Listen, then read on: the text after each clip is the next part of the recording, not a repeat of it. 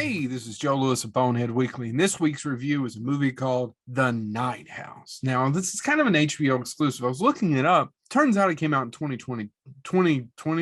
What are we, 2022? Anyway, and I was a little intrigued. I looked at the poster, and good God, I'm always looking for something to watch because I have to do all these reviews. But it's directed by David Bruckner. I wasn't familiar with him. I looked him up, and actually, there's a couple of movies he did that I liked. One of them is A Ritual. If you ever get the chance to watch The Ritual, it's pretty good. And then The Signal a few years ago, which was a lot of fun as well. It stars Rebecca Hall, and actually, she's the best part of the movie. But it's basically about a woman who's a widow and being visited by a ghost? Is she being visited by the ghost of her husband? And unfortunately, it's another one of those. The less I tell you, the better off you're going to be.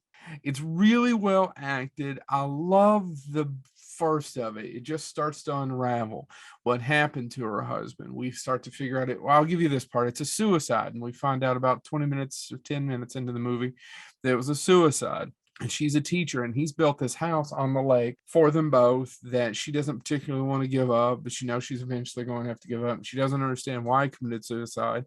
She was the one who suffered from depression, had all these problems. And then the movie keeps going. Honestly, there's not like boo scares, but there's a lot of tension in it.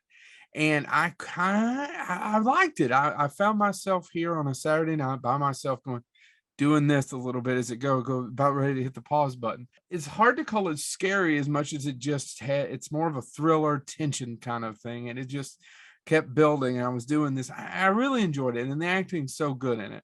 And then I'm going to get crapped on because there's an explanation at the end of what everything's going on. And all right, we're dealing with a ghost story. There are ghosts. The explanation is so far-fetched and out of left field. And I think there's so much more they could have done with it, especially since the movie's like an hour and 45 minutes. That being said, don't let that get past the fact that Rebecca Hall, who plays Beth in this movie, and it's just an absolute, just wonderful. She just nails it out of the park. And it's kind of a mystery in the sense that we just keep tracking. What did he know? She finds out more and more from cell phones, from computers, from talking to people. And it just goes in, she gets caught up in a quagmire of who was her husband? Why was he doing this, that, and the other thing? Why didn't she know anything about it? Was she oblivious? And it started making me think of Stephen King and Stephen King talking about Gacy, the serial killer's wife. She said she didn't know anything about it when it happened. And a lot of people called BS on that. And he defended her by saying, I don't know, is it possible? He even wrote a short novella called The Good Wife, which is also a good movie if you get a chance to watch it, or The Good something like that. Do you know who you're living with? I don't know. I enjoyed the movie more than I thought I would. It was a lot of fun.